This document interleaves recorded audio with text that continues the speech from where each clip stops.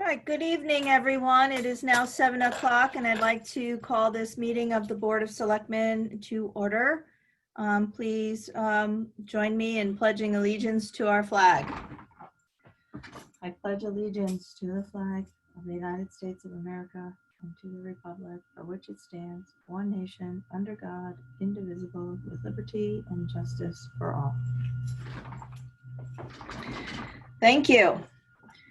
Okay, we are recording this meeting, and there are 19 participants in the meeting. The Board of Selectmen is present, George Eames, John Shevchuk, and myself, Laura Francis. So I would like to start by, excuse me, when I pause, that's to let someone else in the meeting. We now have 20 participants. I'd like to call this meeting to order, and I'd like to entertain a motion to approve the agenda. So moved. Any additions, deletions? All those in favor say aye. Aye. Okay, public comment. And I would also ask everyone to please keep themselves muted until they would like to unmute themselves to talk. And now is the time to request to speak during public comment period. I don't see anyone's hand raised. Is there anyone who would like? Martin Anderson, I see you waving.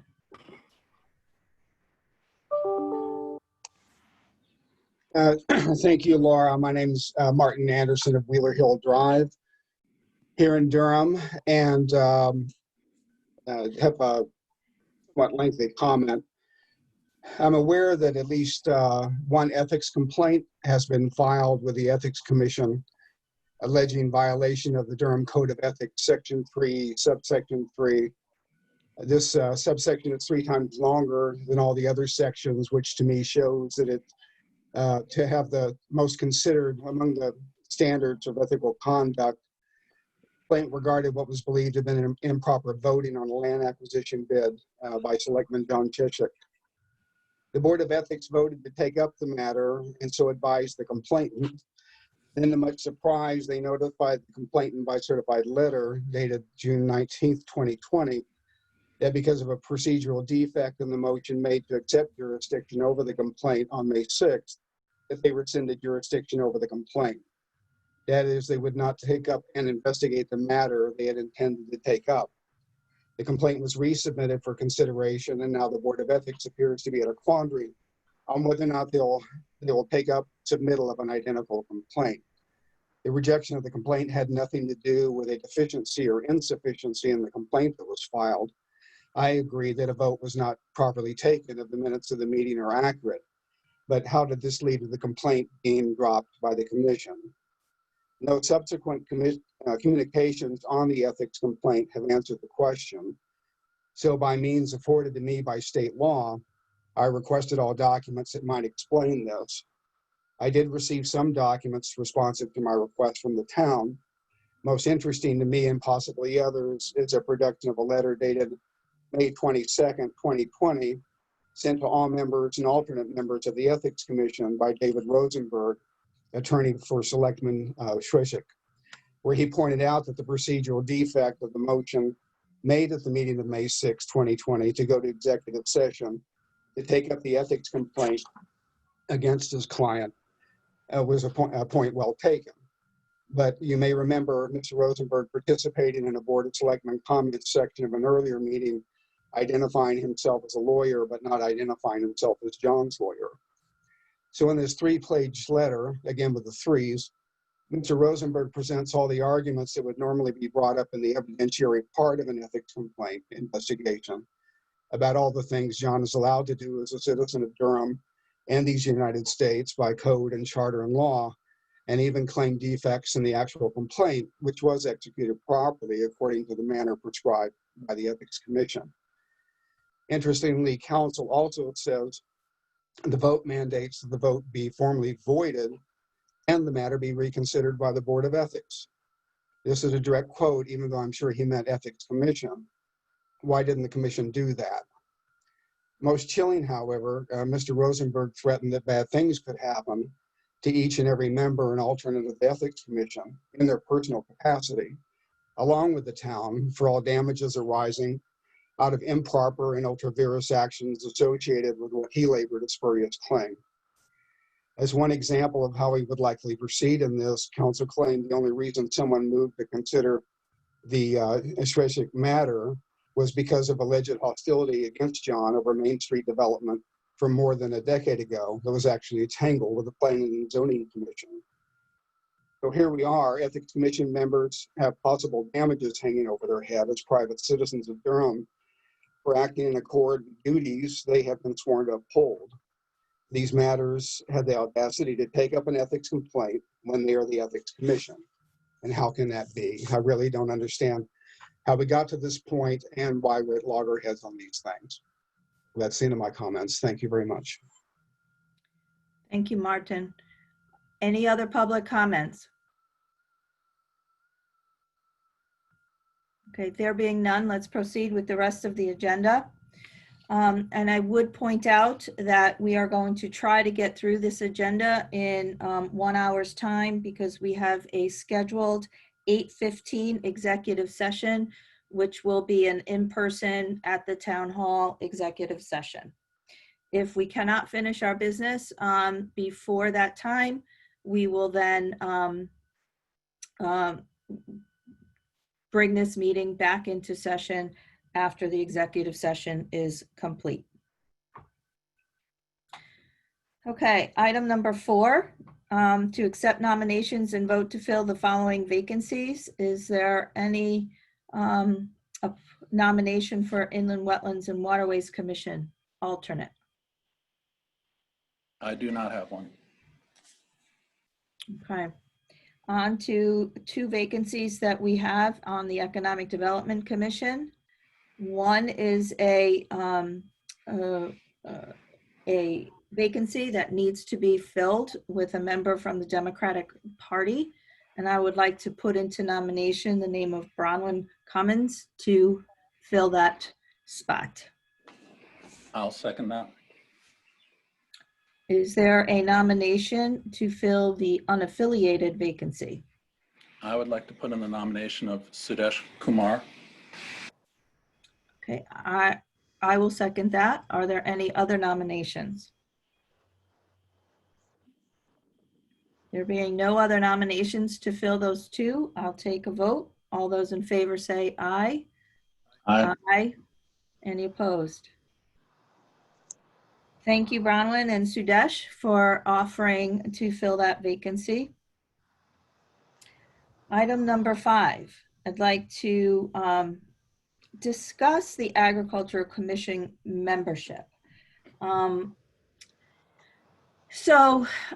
Unbeknownst to the commission, in an effort for them to try to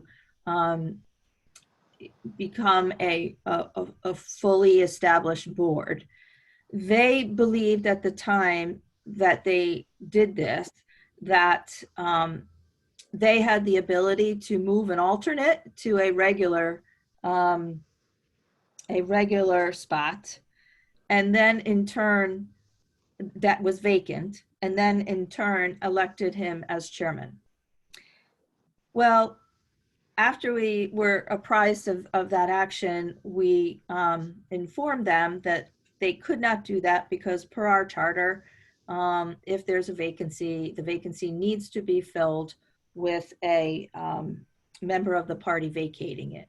And the person that they tried to move up was a D, and it was an R vacancy. So now we have a situation where we have someone who is very capable, who was elected as chairman, who is an alternate. And so tonight is just me informing you that I'm going to seek counsel on this to see if in fact there is a way to keep this able and willing member as chairman, even though there may be times that he cannot vote. As you know, alternates can participate in a meeting, they just cannot vote, and they cannot make motions unless they are seated as an alternate. I just want you to know that I'm, on behalf of the Ag Commission, I'm going to seek counsel to see if they can in fact have an alternate serve as chairman, who basically is just organizing and running the meeting. So. Laura, just a quick question on that. And we talked about this before with other vacancies appointed by the Board of Selectmen. As it stands now, it is a party recognized vacancy, anything that we fill. But as I look at the members that Jacqueline put down on paper for us, you have 3 Republicans and 2 unaffiliated regular members right now. And there's 2 Democrats and an unaffiliated as alternates. So in reality, the alternates could never step up. Yeah, so, you know, as when in town clerk school, when we learned about minority representation, you know, the teacher, the attorney who taught the class always made a point of saying, it's really a limitation of the majority. That's the real intent of the law. And with the promulgation of many more unaffiliated voters these days, it is becoming problematic, and it's really tied our hands as a board trying to fill vacancies quite often. And I think it's something that we should discuss when we have a charter revision commission. But remember, the language that we have in our charter mimics what is in the statutes. So I don't know what our ability is going to be going forward to actually not follow the minority representation statutes. But I think it's worthy of discussion for sure. Well, we can follow minority representation. I think that's important. What goes beyond that in our charter right now for appointments is that you must fill a vacancy with the vacating party. They're party appointments. There are certain vacancies that we can fill that you just have to follow the minority representation rules. Right. But for appointments specifically, it comes back to party and not minority representation. Yeah, specifically for specifically as per our charter for the vacancy. So Right. let's keep that on the list of things that we would ask a charter revision commission to look at if we decide to go forward with that, which of course we said that we would take a look at next year. Very good. Thank you. On the, just so we don't have another problem later on the packet that we got from from Jacqueline, it says here, no unaffiliated for both of the individuals we put on. It says they're both unaffiliated. Did somebody hopefully change, or just so it's? Yes, Bronwyn did affiliate. Okay, no, the one we got in our packet, it said she was unaffiliated, so I just wanted to. Yeah, no, she affiliated. All right, thank you. Thank you. Okay, item number 6. Would like to accept a resignation with gratitude for her service from Cheryl Salva from the Economic Development Commission. So moved. Any discussion? All those in favor say aye. Aye. Aye. Okay. Item number 7. So I wanted to get a feel for, and get your thoughts on, on whether or not we should consider a mass gathering permit process. Other towns have such a process. Largely larger towns. The permit process is definitely something that police departments get involved in. We don't have one, as you know. We have discussed this in Chiefs Council over the years. We have had roundtable discussions with the T2 Center on the pros and cons of having such a formalized permit process. In light of our recent activities in Durham and a request that we are going to consider after this discussion, wondering what your thoughts are, if you would like me to pursue getting some information on this and possibly meet with the chiefs together to talk about the pros and cons of this. Right now, we have a very informal review process. So when we find out that there is a gathering or an event that we think could yield a large crowd, we do ask them to come to a Chiefs Council meeting and have the chiefs review. And at times, the chiefs have recommended either police presence or possibly an ambulance being on the scene. At the very minimum, it is a notification to our public safety departments that an event like this is taking place. And sometimes what that yields is different staffing patterns because they know. And this we also have worked with the fair on this. So every year the fair gives the chiefs a list of their off-season activities. The school has will send in their activities to be considered as well. But beyond that, we don't have an official permit process, and I'm happy to start working on that again, but I wanted to kind of take your pulse on that.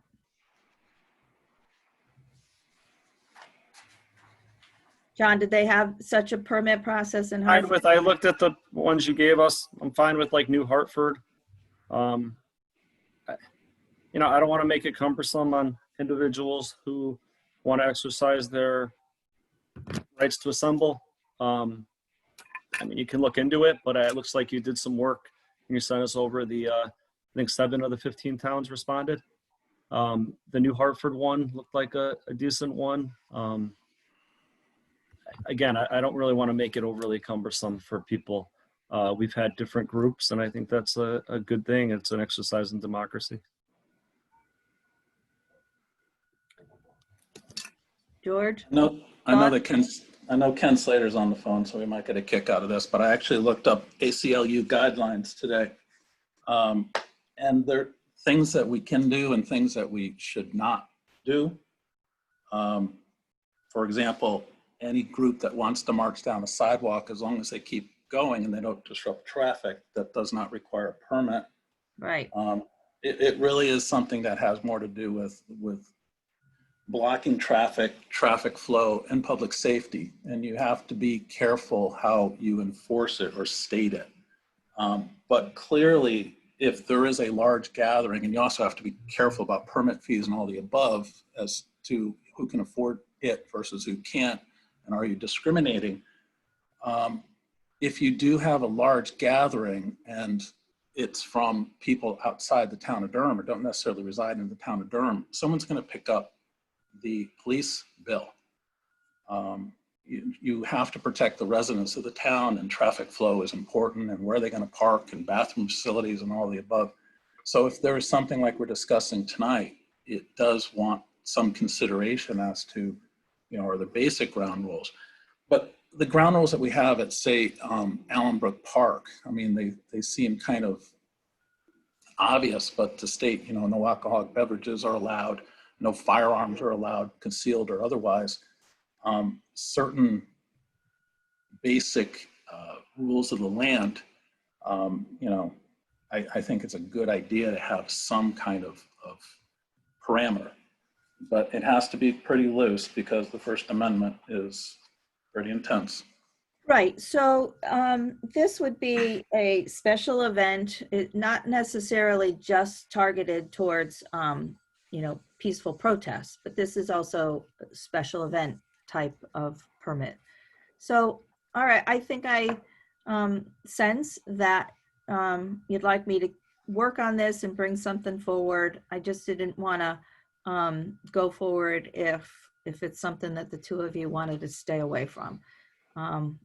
But I'll continue to look for good examples for us to work on, and then maybe we'll schedule, maybe we'll invite the chiefs to attend one of our future meetings, because I know that they have some thoughts on it too.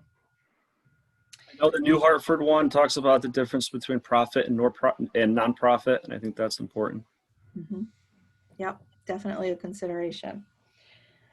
Okay, so we do have a request for permission from Bill Michalowski, and I don't know if Bill, if you're on the line.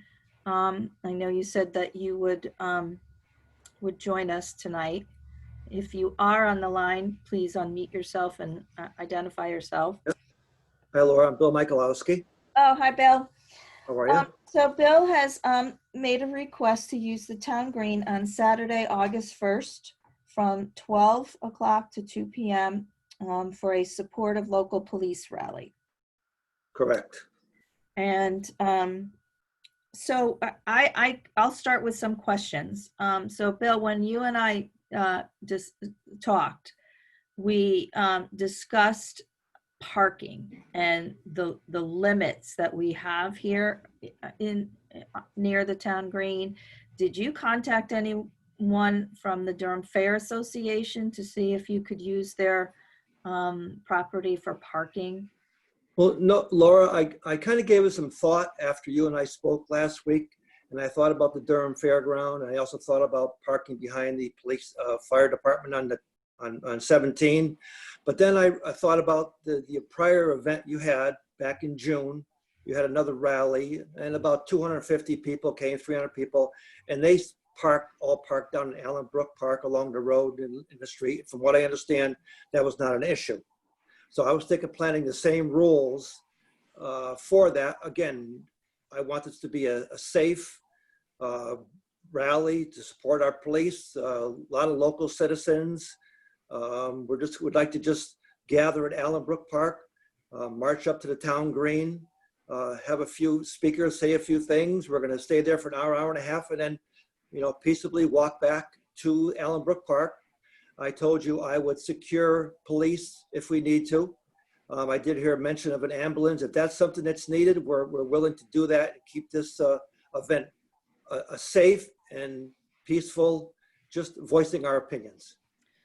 So the last time that we had that, so the organizers of that event did contact the school. So I think you would want to do that as well. What school was that, Laura? So Allen Brook Park is the town of Durham, Okay. but I think they also utilize the parking on at Strong School. I think it's just it was a courtesy and a much appreciated courtesy by the school district. Okay. And then there was police presence basically to make sure that the road obviously was not blocked when there was crossing and that people could safely cross. Understand. So there was police presence that day. Was that police protection provided by the town or? Yes, it was. Okay, Yes, so that, it was. all right, so that's a cost to the town then, correct? It is. Okay, we are willing to pay that cost if need be. And again, I will contact the schools and get their permission. I want to do this in a right fashion, give everybody plenty of notice so it goes along very smoothly, not only for the people showing up, but for residents and people along the town green. Well, I appreciate your offer to do that. Any thoughts, concerns, John, George? No, Bill, there's town property down there too. So, regardless of the school, there is also town property.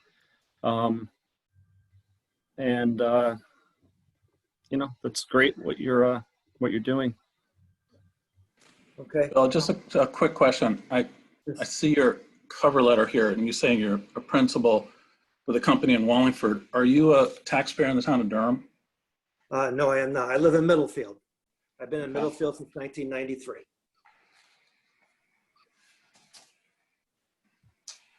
Are you expecting Durham residents for taking in this event? It'd be all towns. It'd be Middlefield, Durham, Rock Fall, surrounding towns. People who want to come and voice their support for what we're there for. It's going to be mostly local residents. Yes. Okay. I'm not looking to get people from all parts of the state. This is going to be a local event. But you are anticipating probably about 250 people. Yes. Okay. Laura, from my perspective, I'm looking for consistency, and Bill brought up the prior rally that happened a month ago. And he is nice enough to reach out and ask for permission. I'm not sure how the other rally was approved or why this needs to be approved and that one didn't. So this one was formally requested. The other one was, while the organizer did reach out, it was at a time when protests were happening, and it was more informational than it was asking for permission. And quite honestly, from the reasons that you alluded to in terms of being town property and First Amendment and the right to gather, I didn't see that there was a need to actually request permission. The event that's going to happen on July 25th is a march, and that's going to happen purely up and down the sidewalks.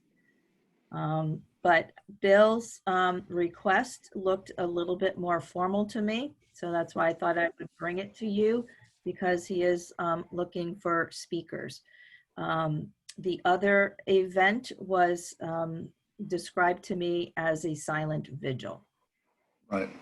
And again, what I read today indicates that if something is happening, it's more reactionary, and in keeping with something that's happening worldwide, you really don't have the 2-week window of a permit.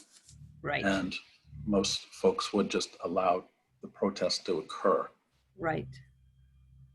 Yes, often they are spontaneous in nature, but this being something that was planned, I felt it was appropriate to bring it to the two of you. So you will be working with Bill for parking situations, finalizing that, and any kind of bathroom needs or police needs that we might have? So we did not offer the last time any bathroom facilities. Laura, can I just mention something? Yes. I think I'd mentioned that if it was required, we would have some porta potties brought in and put on the town green and removed at the end of the day. Well, we do have porta potties at Allenbrook Park, and you and I can discuss to see if that's sufficient. Okay. And I also want to just mention that we are going to practice social distancing as best as we can. We're going to ask people to wear a mask if they need to be. So we want to make this an event where when we leave and when we get there, when we leave, it's like we're never there. We're going to make sure the place is clean. We're going to make sure everybody's peaceful. We're not going to destroy any property. We're going to make it a very good event that I'm sure everybody will be proud of it. So I do wish that phase 3 of our reopening plans were going to be in effect then, because then absolutely a gathering outdoors of 250 people would be allowed. it makes me a little uncomfortable that we are still limited to, I think it's 100 people. But again, with everything that we just said, that I don't know that we could, at this point in time, specifically hold you to that. It being Laura, I thought I read something that was released by the state on July 3rd regarding large groups, and it mentioned 500 people. Yeah, I think that was phase 3, but my point in bringing it up, you know, I know that there were some activities that were allowed to be up to 500. But I trust that you are going to encourage the social distancing, the physical distancing, and the masks, and that will be sufficient for me. Okay, all right. Thank you. So I'd like to make a motion to approve the request. I'll second it. All those in favor say aye. Aye. Aye. All right. Thank you for joining us, Bill, and answering our questions. Good Thank you cause, all. Bill. Thank you all very much. Okay. Okay, item number 9, I'd like to make a motion to give approval for the first selectman to enter into an agreement with Middletown Area Transit for dial-a-ride transportation services for FY 2021.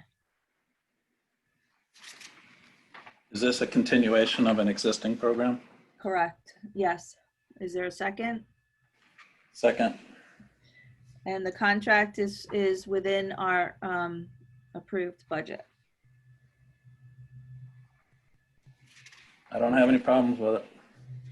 And all those in favor say aye. Aye. Aye. John? Hear me? Yeah, now I do. Okay, thank you. Item number 10, COVID-19 response update. The town of Durham now has 41 cases of positive cases and 2 deaths. We held, I think, for 4 weeks without any new cases, but that did tick up the last couple of days.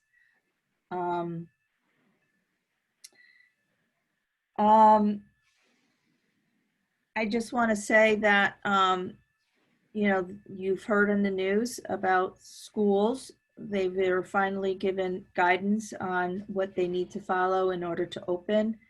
And they're requiring by the end of July, each school district to put a plan in as to how they're going to follow the guidelines. The Board of Ed has been meeting weekly, working on this.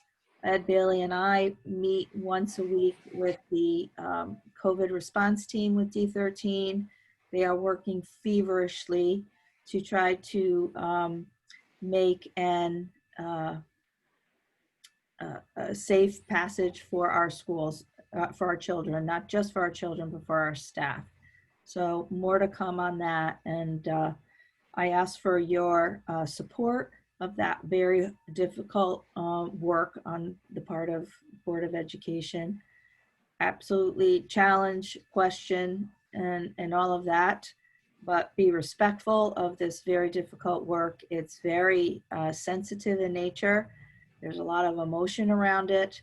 And, you know, this is something that's involving our most precious asset, our children. So stay in tune. I'm very proud of our staff. We continue to operate on all levels here at the town hall. I want to again thank the public for their support in allowing us to be by appointment only. We've gotten no complaints from anyone, and everyone's received the services that they have asked for. The only service that is still a little compromised is passport applications, and that's mostly because of the restrictions that the State Department has been under. So again, thank you for that. Anything more on COVID response? Okay, then on to item number 11. the Allenbrook pickleball ball court base courses and paving bid that was put out. We received back 2 responses. One from Atwater Paving Inc. from Clinton, Connecticut. And that was for $26,400. And one from B&W Paving and Landscaping. And they are out of Waterford, Connecticut, for a lump sum price of $125,000. So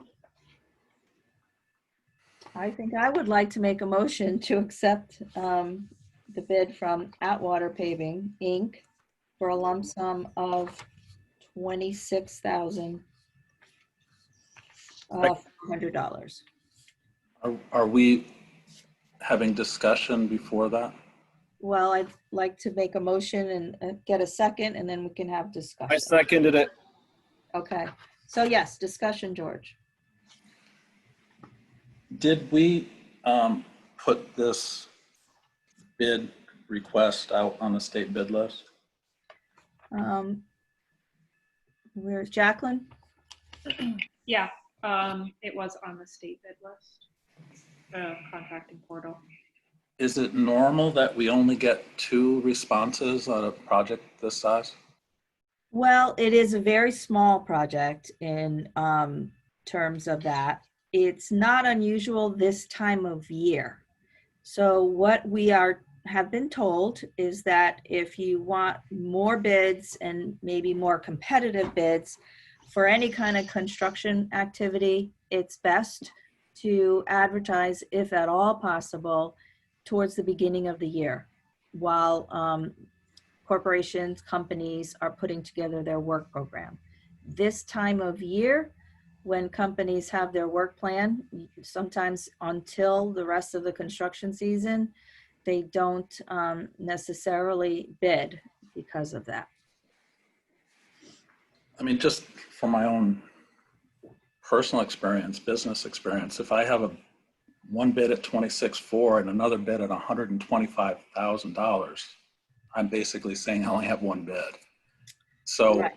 what makes me feel warm and fuzzy when I'm doing this professionally is if I have 3 or 4 bids and they're all within a couple $100 of each other, I know I'm bidding right. Right now, I'm looking at a standalone bid at $26,400 for, I think, just a base coat and the paving. So that doesn't include the fencing, the striping, the painting, Correct. any of the above. This is just the asphalt. That's correct. That's why I say it's kind of a small project. So bigger companies may not have even bothered. I don't know. I can't get in the minds of the paving companies. I do know that Atwater is known to do these type of projects. I mean, what I'm saying, I guess, is that I don't know. Obviously, I feel the 125 is way out of the ballpark, and the 26,400 may in fact be high for what we're getting too, but I just can't tell. Is it possible to put this back out to bid again?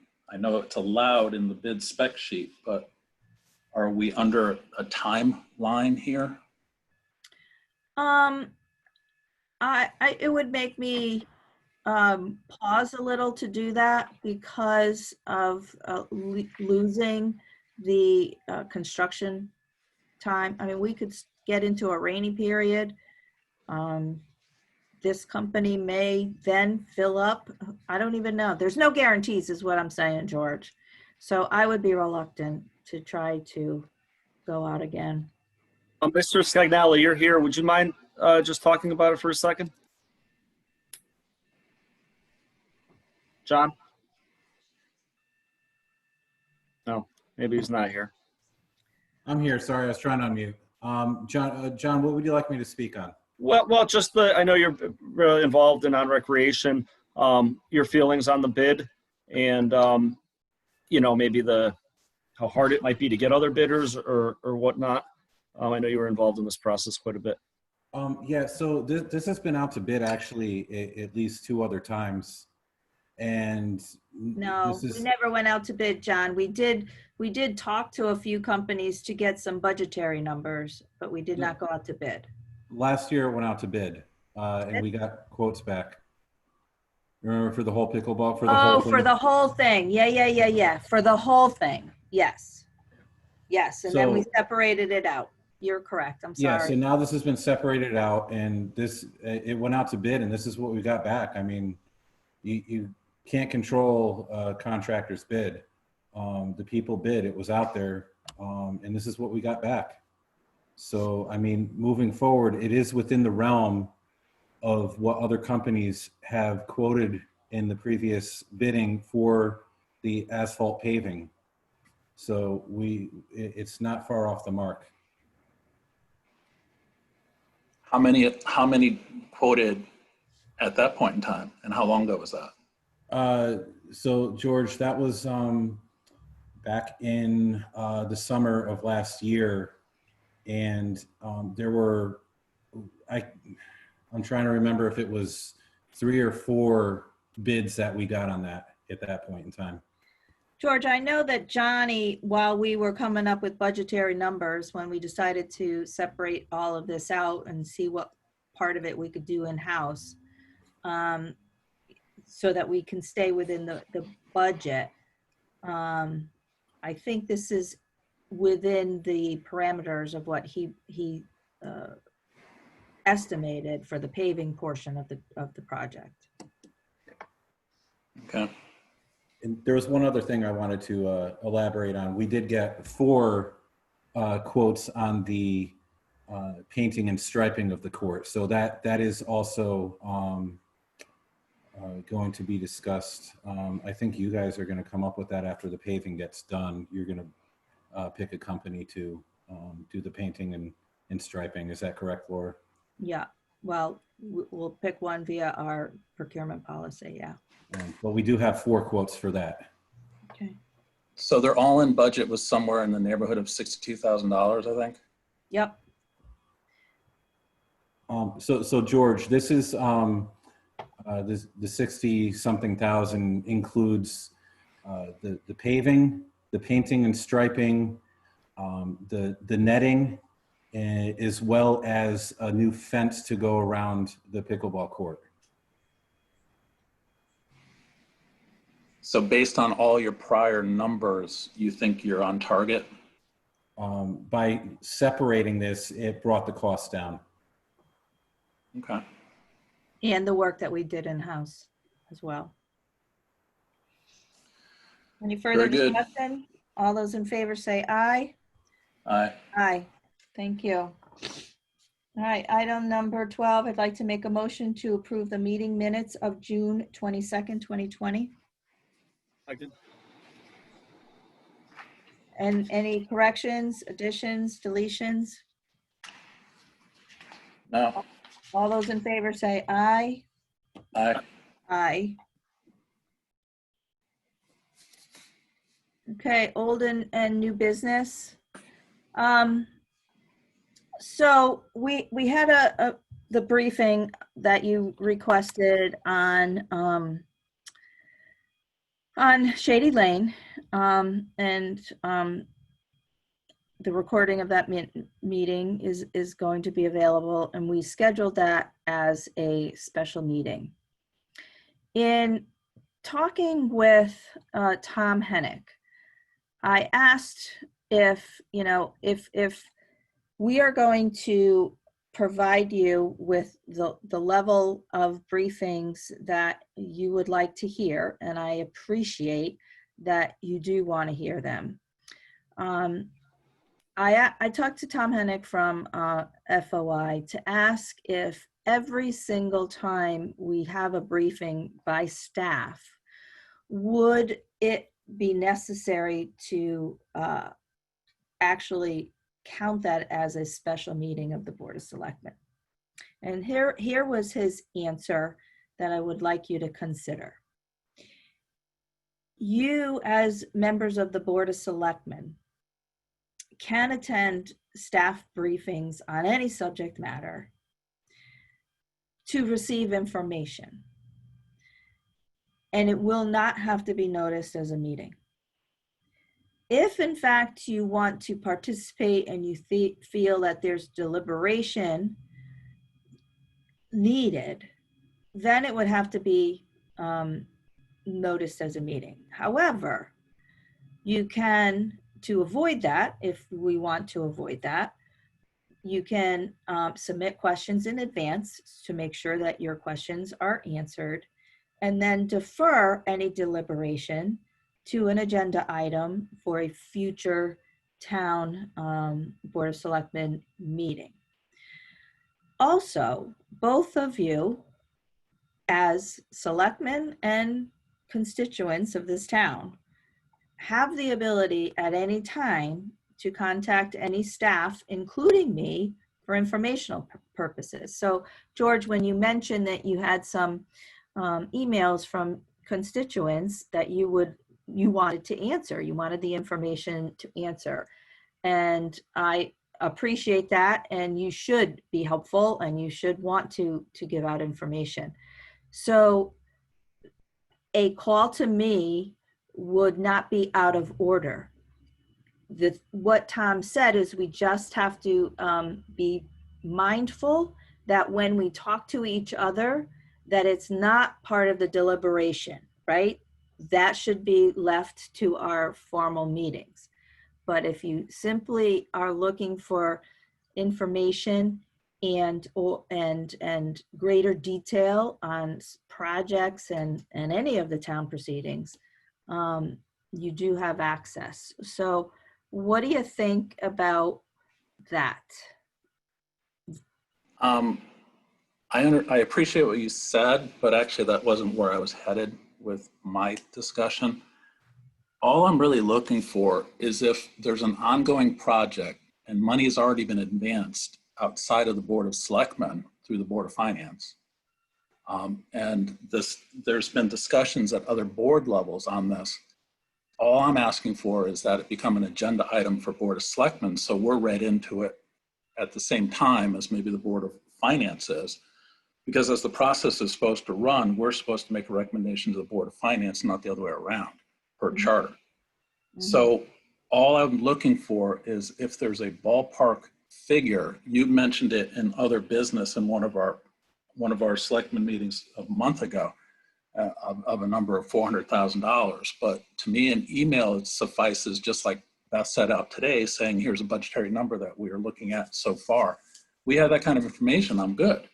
Okay. The other requirement that I was looking for is just how big a scope the project is. I didn't know how many feet long the road was.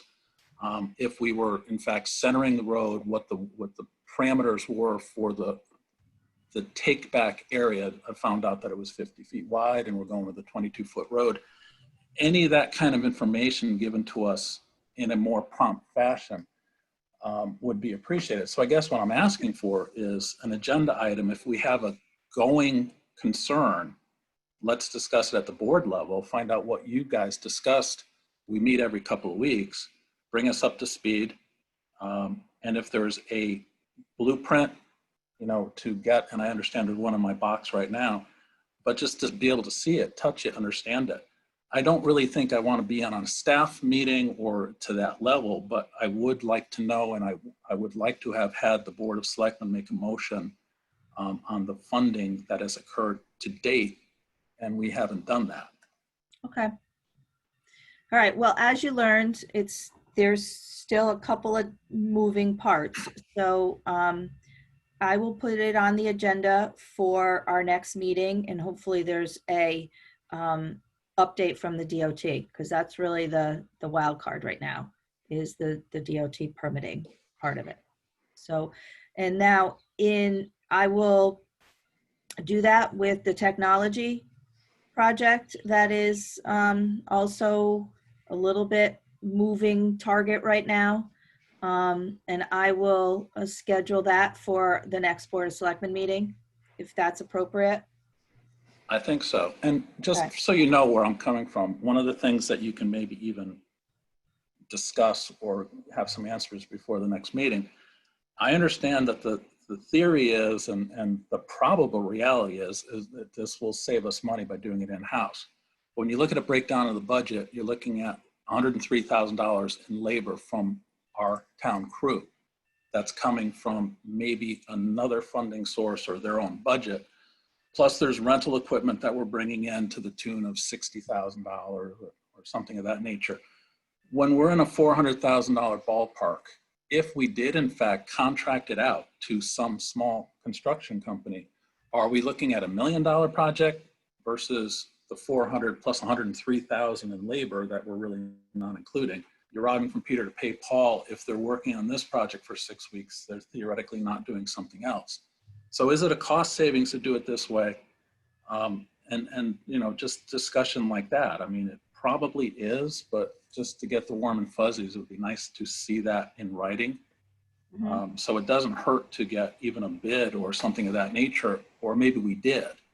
But again, we haven't had the discussion. So sometimes, you know, there's projects that I do in business that it's actually cheaper to contract it out sometimes. Okay. Just food for thought. All right. Well, I appreciate the ongoing conversation, and you know, I'm just trying to, you know, make sure that we're not overscheduling special meetings, et cetera, especially when it's taken time away from the business day. But that being said, you talked about having some workshops with some boards and commissions, and I actually like that idea, especially meeting with different boards on, you know, kind of more focused topics. So I'm looking to schedule the one with the Board of Finance and the Compensation Review sometime in September. Is there another combination that you'd like to see happening? Maybe land use boards, economic development? Yeah, EDC is screaming for some guidance. Okay, so we'll work on that. Unfortunately, but fortunately, I think September has now, with the cancellation of the Durham Fair, allowed us to schedule some things that we would normally say not until after the fair. So we'll be looking to schedule some of these meetings in September, and we'll try to maybe align one of them with one of our regular Board of Selectmen meetings. So you're not going to schedule these meetings then as a meeting that is, you know, scheduled, that's on our agenda and everything like that. You're not going to do that then? No, I said I will try to align at least one of them with one of our regular meetings. But this type of thing would probably have to be noticed as a meeting, because it's not just strictly informational. There will be back and forth deliberation. Well, they do that on P&Z and they call it a workshop. Right. But it's noticed as such. Yes, exactly. The only issue is, remember, it's got to be information. It's got to be something that must occur before the next regular scheduled meeting. So that's why we did a year-long in the beginning in December. So, you know, Well, at least if you could do it, like you said, if you could do it an hour before a Board of Selectmen meeting or an hour after, for those of us that, you know, work during the day or whatnot, have other, I'd appreciate that. Well, And I can't for the most eliminate all special meetings outside of that, but maybe we could consider, if it can't be aligned with a regular meeting, you know, maybe we can do another date in lieu of. okay, just all I'm saying is during the daytime, Yeah. you know, we came up with a schedule in the beginning of the year.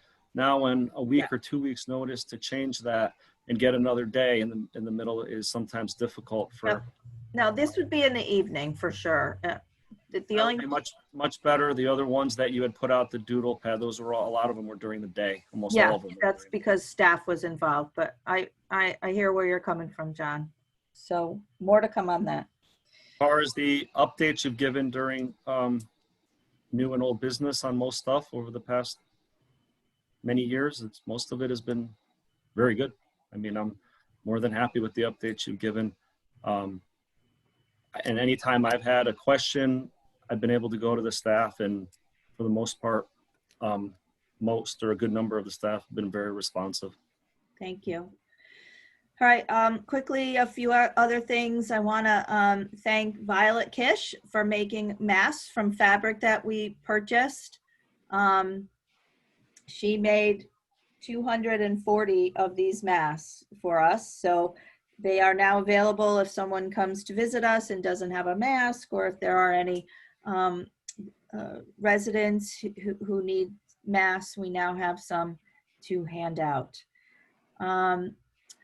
Also want you to not to forget to tune in to the P&Z meeting on Wednesday night, when there will be a presentation of the Durham portion of the proposed regional plan of conservation and development. Last week, the governor's office announced that he will be accepting steep applications. Remember that these projects are of a capital nature. There will be some provision for COVID-related projects. So if you have any idea as to how the town, what the town can apply for, please let me know. I met this morning with a cell tower developer who is looking to site a small tower at Allenbrook Park. It'll actually be attached to an existing light tower that is there near the Little League field.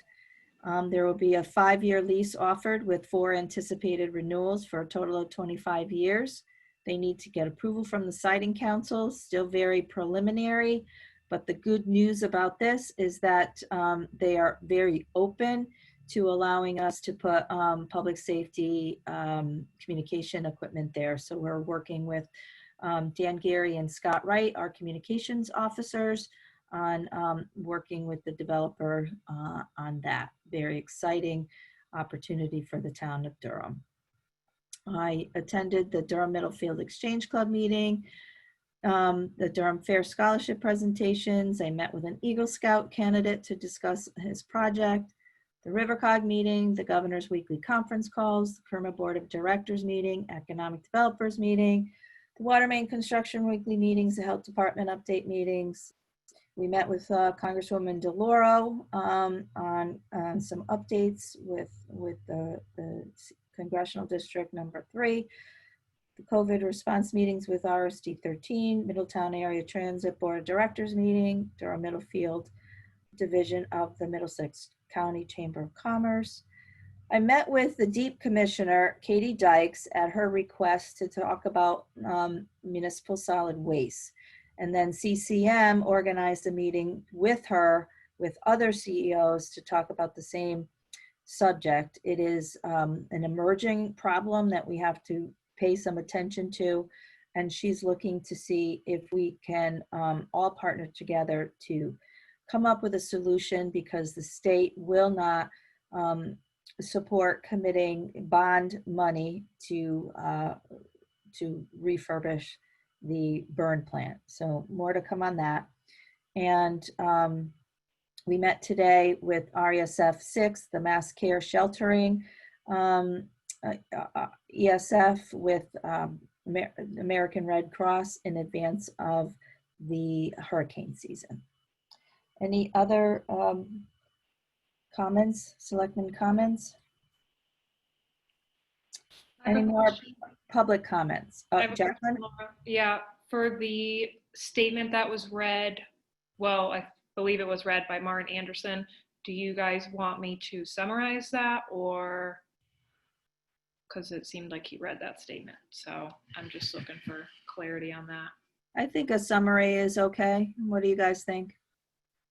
Yes. Okay. Any other public comments? Yes, Laura, Roger Kleeman here. Roger. We sent a memo or email about cutting through the town sidewalks. Yes. Ed Hathaway was going to get back to us today, and he didn't. But I don't see the necessity of them tearing up our brand new sidewalk. So actually, Roger, they weren't supposed to bust through the sidewalks. They were supposed to go under. So he's working with the contractor to make sure that going forward that they're going to be going under. I guess there will be some areas where they might hit rock or ledge that it might be impossible, but the plan is for them to go under the sidewalk, not to bust open at every property. So I will have, remind Ed to get back to you as he promised. Well, I guess I'm glad I brought it to your attention. Thank you very much. Rick Parmalee, I see your hand up. You have to unmute, Rick. Yeah, I think I've done that. Rick, I gotta tell you, I feel your pain. I tried to get in the Economic Development Commission meeting via my phone and I couldn't figure it out myself. Yeah. I know it's getting late and you have another meeting, so I'll try to keep my hour short. And I was phoning in. With regards to the town participation in these projects, the public has to bear in mind when you bring out figures, if you put in figures for what the town does for work, we have vehicles we buy, we don't pay sales tax on, we don't pay registration fees, and there's no weight limits, and they operate outside of limits that are imposed on people in the private sector.